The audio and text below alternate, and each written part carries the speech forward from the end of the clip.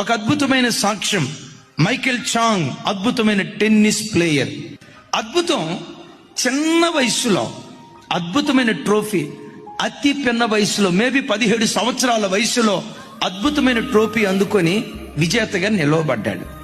మనలాంటి వాళ్ళు అడిగారు, విలేకరులు అడిగారు, బాబు నీ వయసు ఇంత చిన్నది కదా, అమెరికా దేశంలో పేరుగాంచిన ఆటగాళ్లను మట్టి గరిపించి, ప్రపంచంలో ఉన్న దిగ్గజాలను మట్టి గరిపించి ప్రపంచ విజేతగా ఈ రోజు నువ్వు నిలవబడ్డావే, నీ విజయానికి కారణం ఏంటయ్యా?